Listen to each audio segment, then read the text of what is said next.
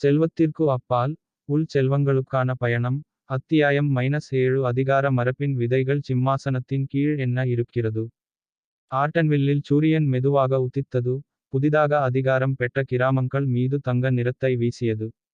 பல வாரங்களாக நீடித்த கொந்தளிப்புக்குப் பிறகு இறுதியாக அமைதி வந்துவிட்டது போல் தோன்றியது. தி ரூட் இனிஷியேட்டிவ் ஒரு காலத்தில் பேராசையால் திருடப்பட்ட நிலங்களை அதிகாரப்பூர்வமாக உரிமையாக்கியதால், இப்போது அன்பினால் மட்டுமல்ல, காரணத்தாலும் பிணைக்கப்பட்ட மிதிவாரினியும் மகசனும் கைகோர்த்து நின்றனர். ஆனால் அமைதி ஏமாற்றும். அவர்களுக்குக் கீழே இருந்த பூமி இன்னும் மாறிக்கொண்டிருந்தது. சொல்லாத ஒரு மரபு. ஜெயராஜ் மேனனின் தனியார் எஸ்டேட்டில் அமைதி நிலவியது. வழக்கமான உதவியாளர்கள் மற்றும் ஆலோசகர்களின் கூட்டம் போய்விட்டது. ஜெயராஜ் தனது பளிங்கு படிப்பகத்தில் தனியாக நின்று ஒரு பழைய நாட்குறிப்பை பார்த்து கொண்டிருந்தார். அவரது சகோதரர் ருத்ராவின் தனிப்பட்ட லெட்ஜர். அதன் பக்கங்களுக்குள் அவர் இறுதி நாடகத்தை கண்டுபிடித்திருந்தார். ஒரு பதிவு தனித்து நின்றது. மறைக்கப்பட்ட நிதியை சூரிச்சிற்கு மாறுவது. பழங்குடியினர் சபையுடனான இணைப்பு ஒப்பந்தம் குறித்த உண்மையை மிதிவாரினி ஒருபோதும் அறிய முடியாது. ஷரத்து மீறப்படாவிட்டால். ஜெயராஜ் எனக்கு எதிராக திரும்பாவிட்டால். ஜெயராஜின் கைகள் நடுங்கின. மிதிவாரினி பகிரங்கமாக வெளிப்படுத்திய பாதுகாப்பு விதியில் ஒரு பொறி இருந்தது. அந்த விதிக்குள் ஒரு விதி இருந்தது. ஜெயராஜ் ருத்ராவின் முந்தைய விருப்பத்தை எதிர்த்தால் மட்டுமே அது செயல்படுத்தப்படும். அவனிடம் இருந்தது. அது ஒரு விஷயத்தை குறிக்கிறது. பழங்குடியினரின் நில உரிமை இன்னும் சவால் செய்யப்படலாம். ஆனால் மிதிவாரினியால் மட்டுமே. ஒரு அதிர்ச்சியூட்டும் வெளிப்பாடு. அறக்கட்டளைக்கு திரும்பிய மிதிவாரினி கூரியர் வழியாக ஒரு மறைகுறியாக்கப்பட்ட USB டிரைவை பெற்றார். அனுப்புனர் இல்லை. ஒரு குறிப்பு மட்டுமே. உங்கள் மரபை நம்புவதற்கு முன் அதன் அடித்தளத்தை வெளிக்கொணருங்கள். மகேசன் எச்சரிக்கையை வலியுறுத்தினார். ஆனால் மிதிவாரினி அதைத் திறந்தார். அவள் கண்டது அவளை நிலைகுலையச் செய்தது. ஒரு காணொளி பதிவு, மெல்லிய, பழையது. அவளுடைய தந்தையும் ருத்ர சந்திரவன்ஷியும் பின்னணி ஒப்பந்தம் பற்றி விவாதிக்கிறார்கள். கிராமவாசிகளிடமிருந்து நிலம் பறிக்கப்பட்டு வெளிநாட்டு முதலீடுகளுக்கு மாற்றப்பட்டது.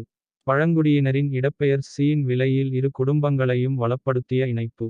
மேலும் அவள் பெயர் ஆவணங்களில் இருந்தது. அவள் அறியாமலேயே துரோகத்தின் பயனாளியாக மாறிவிட்டாள். அவள் முகத்தில் கண்ணீர் வழிந்தது. நான் இரத்த பணத்தை பெற்றேன். அவள் கிசுகிசுத்தாள். மகசன் அவள் தோளில் கை வைத்தான். இல்லை. நீ சுழற்சியை உடைக்கும் வாய்ப்பை பெற்றாய். மோதல் இதையெல்லாம் முடிவுக்கு கொண்டுவர தீர்மானித்த மிதிவாரினி ஒரு பத்திரிகையாளர் சந்திப்பிற்கு அழைப்பு விடுத்தார். ஊடகங்கள், கிராமவாசிகள், ஆர்வலர்கள், ஜெயராஜ் கூட இதில் கலந்து கொண்டனர். அவர்கள் முன் நின்று கொண்டு மிதிவாரினி USB உயர்த்தி பிடித்தாள். மற்றவர்களை வேரோடு பிடுங்கி என் குடும்பம் அதன் சாம்ராஜ்யத்தை பெற்றது. கடந்த காலத்தை என்னால் அழிக்க முடியாது. ஆனால் நான் அதை முன்னோக்கி கொண்டு செல்ல மாட்டேன். இன்று முதல் திருடப்பட்ட நிலத்தில் கட்டப்பட்ட அனைத்து சந்திரவன்ஷி தொழில்துறை சொத்துக்களையும் நான் கைவிடுகிறேன். அவை சமூகத் தலைவர்களால் நடத்தப்படும் ஒரு சுயாதீன அறக்கட்டளைக்கு நன்கொடையாக வழங்கப்படும். மூச்சுத் திணறல். கேமராக்கள் மின்னின. ஜெயராஜின் கண்கள் விரிந்தன. ஆனால் மிதிவாரினி அதை முடிக்கவில்லை. நிழல்களுக்குப் பின்னால் ஒளிந்து கொண்டிருக்கும் மனிதனுக்கு நான் இதைச் சொல்கிறேன். நட்சத்திரக்குறி உண்மைக்கு பாதுகாப்பு தேவையில்லை. அதற்குத் தைரியம் தேவை. நட்சத்திரக்குறி மௌனத்தின் மீது கட்டப்பட்ட சிம்மாசனத்தில் நான் அமர மாட்டேன். இடி முழக்க கரவொலி எழுந்தது. ஜெயராஜ் திரும்பி வெளியேறினார். தோற்கடிக்கப்பட்டார். ஆனால் அழிக்கப்படவில்லை. ஒரு புதிய மரபின் விதைகள். வாரங்களுக்குப் பிறகு நிலத்திற்கு அப்பால் மேலாண்மை கவுன்சில் என்ற அறக்கட்டளை உருவாக்கப்பட்டது. கிராமவாசிகளுக்கு தலைமைத்துவம், நிர்வாகம் மற்றும் நிலையான வளர்ச்சியில் பயிற்சி அளிக்கப்பட்டது. உள்ளூர் பொருளாதாரங்களை வழிநடத்த பெண்கள் தேர்ந்தெடுக்கப்பட்டனர். கல்வித் திட்டங்கள் இரட்டிப்பாகின. இடம்பெயர்ந்த முதியோருக்கான மனநல சேவைகள் தொடங்கப்பட்டன. மற்றும் மிகவும் குறியீட்டு தருணம். மிதிவாரினியும் மகசோனும் அசல் சந்திரவன்ஷி எஸ்டேட் உரிமைப் பத்திரத்தை எரித்தனர். அதற்குப் பதிலாக சமூக உரிமைச் சான்றிதழை வழங்கினர். அது இனி உயரடுக்கின் மாளிகையாக இருக்கவில்லை. அது குணப்படுத்துதல் மற்றும் நம்பிக்கைக்கான மையமாக மாறியது. அமைதியில் அன்று இரவு மிதிவாரினியும் மகசோனும் தங்கள் பயணம் தொடங்கிய வயல்களில் வெறுங்காலுடன் நின்றனர். இனி ரகசியங்கள் எதுவும் வேண்டாம். அவள் மெதுவாகச் சொன்னாள். இனி சங்கிலிகள் இல்லை என்று அவர் பதிலளித்தார். அவர்கள் நட்சத்திரங்களைப் பார்த்தார்கள். ஒரு காலத்தில் ஒரு வாரிசையும் ஒரு ஏழையையும் கண்காணித்த அதே நட்சத்திரங்கள். இப்போது அவர்கள் நோக்கத்துடன் கூட்டாளிகளைக் கண்காணித்தனர். பூமி அமைதியாக இருந்தது. ஆனாலும் அதன் அமைதியின் கீழ் சொல்லப்படாத ஏதோ ஒன்று அசை போட்டுக் கொண்டிருந்தது. மிதிவாரிணி தனது மரபுவழிப் பேரரசை பகிரங்கமாக கைவிட்டு வாரங்கள் கடந்துவிட்டன. கிராமவாசிகள் இப்போது பெருமையுடன் நடந்தார்கள். நிலப் பொறுப்பாளர் சபை வாழ்க்கையை மாற்றியமைத்து வந்தது.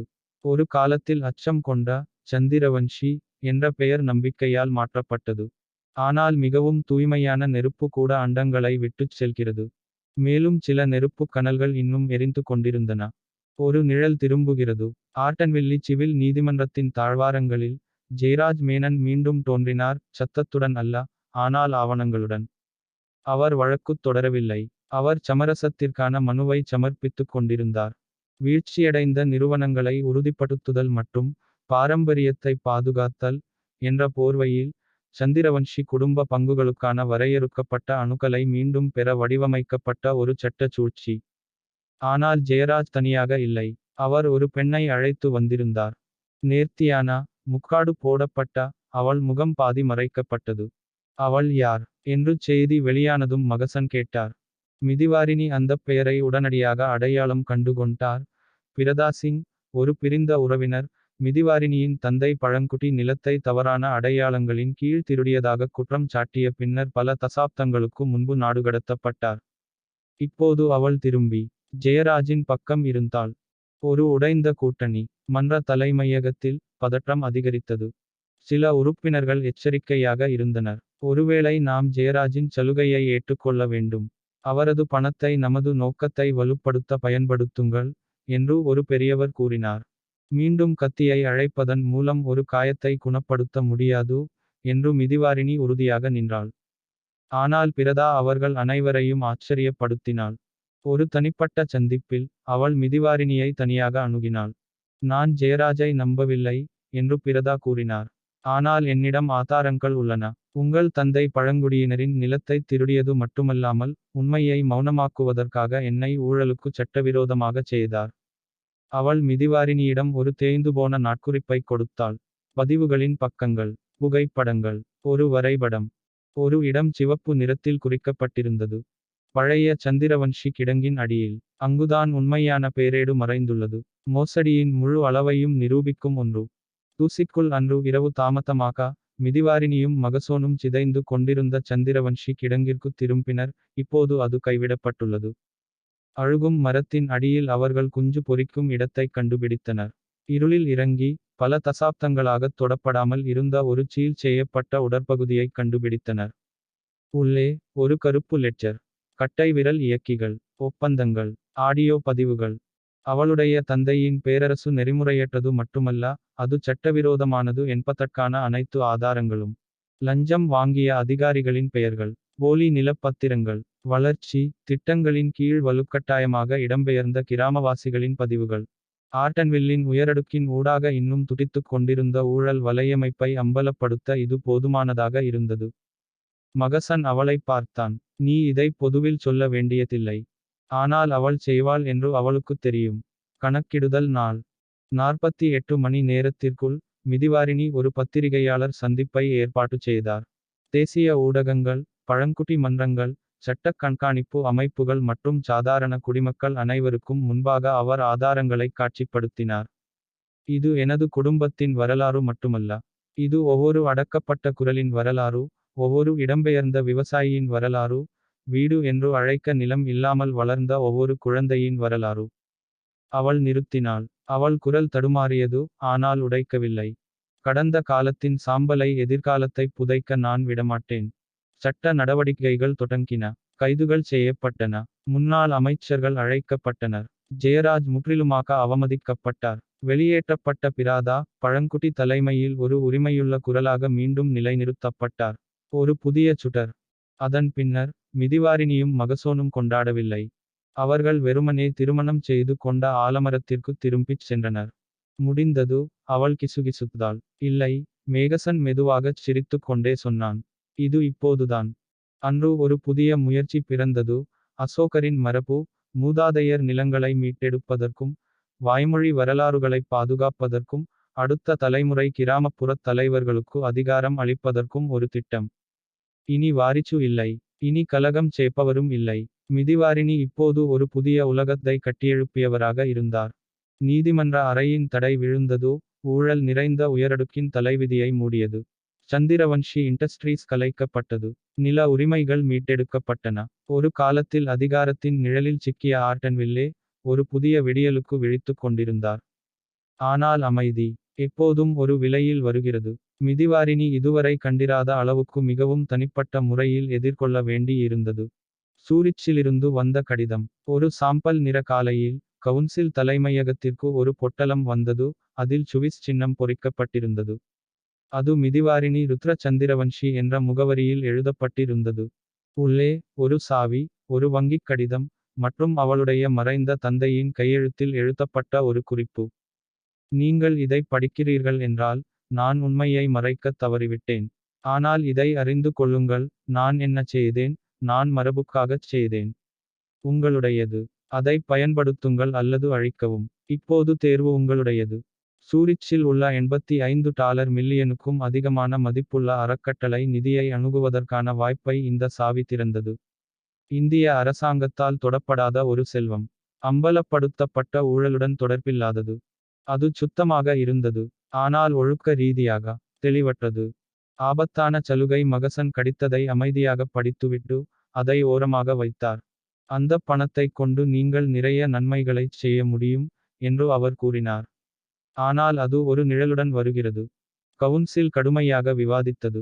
சில தலைவர்கள் நிதியை மீண்டும் கொண்டு வந்து கிராமப்புற கல்வி மற்றும் உள்கட்டமைப்பிற்கு செலவிடுமாறு அவரை வலியுறுத்தினர்.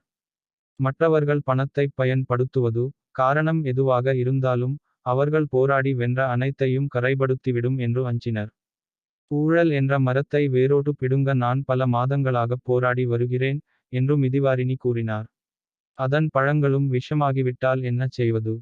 பின்னர் ஒரு எதிர்பாராத விருந்தினர் வந்தார். பிரதா. அவள் மெதுவாக ஆனால் நேரடியாகப் பேசினாள். பணத்தை எடுத்துக்கொள். ஒரு தீச்சுவரை உருவாக்கு. நம்மை உடைக்க பயன்படுத்தப்பட்ட சக்தியை திரும்ப வாங்க அதை பயன்படுத்துங்கள். நீங்கள் இல்லையென்றால் வேறு யாராவது செய்வார்கள். ரகசிய கவுன்சில் வாக்கெடுப்பு. அன்று மாலை மிதிவாரினி கவுன்சிலுக்குள் ஒரு ரகசிய வாக்கெடுப்புக்கு அழைப்பு விடுத்தார். அவர் சூரிச் நிதியை அணுகி சமூக நலனுக்காக அவற்றை மீண்டும் முதலீடு செய்ய வேண்டுமா அல்லது அவை ஒரு சர்வதேச கண்காணிப்பு அமைப்பிடம் ஒப்படைக்கப்பட வேண்டுமா? முடிவு. பயன்பாட்டிற்கு 6 வாக்குகள். சரணடைவதற்கு 5 வாக்குகள். முடிவு மிதிவாரினிக்கு விழுந்தது. Tie breaker. இரவு வந்தபோது அவள் தன் தாத்தாவின் பழைய பங்களாவிற்கு அருகிலுள்ள புனித ஏரிக்கரையில் அமர்ந்து தெளிவைத் தேடிக் கொண்டிருந்தாள். உள்ளே இருக்கும் குரல். வறுமையில் வாடிய முதல் நாட்கள், தண்ணீர் எடுத்துச் செல்வது எப்படி என்று அவளுக்கு கற்றுக் கொடுத்த மகசனின் புன்னகை, அவள் கட்ட உத்தவிய பள்ளியில் குழந்தைகளின் சிரிப்பு, அவளுடைய தந்தையின் குரலில் இருந்த துரோகத்தின் வாடை, நினைவுகள் அவளை மூழ்கடித்தன. அவள் காற்றிடம் கிசுகிசுத்தாள். பேராசையால் கட்டமைக்கப்பட்ட ஒன்றை அன்பினால் மறுவடிவமைக்க முடியுமா? அந்த மௌனத்தில் அவள் தன் கேள்விக்கான பதிலைக் கண்டாள். பீனிக்ஸ் நிதியத்தின் பிறப்பு. மறுநாள் காலை மிதிவாரினி தனது முடிவைப் பகிரங்கப்படுத்தினார். ஆம், நான் சூரிச் நிதியை அணுகுவேன். ஆனால் எனக்காக அல்ல. என் பெயரில் அல்ல. இது ஒரு குருட்டு அறக்கட்டளையின் கீழ் வைக்கப்படும் கிராமப்புற சமூகங்களைச் சேர்ந்த பெண்கள் மற்றும் இளைஞர்களால் நிர்வகிக்கப்படும். நான் ஒரு ரூபாயை கூட தொடமாட்டேன். நான் ஒரு அறங்காவலராக இருக்க மாட்டேன். இது இனி குடும்பத்தை பற்றியது அல்ல.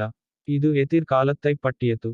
அவள் அதற்கு பீனிக்ஸ் நிதி என்று பெயரிட்டாள், கடந்த காலத்தின் சாம்பலில் இருந்து மறுபிறப்பின் சின்னம்.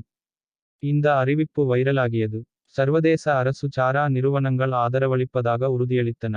முன்னாள் விமர்சகர்கள் கூட இந்த துணிச்சலான நடவடிக்கையை பாராட்டத் தொடங்கினர்.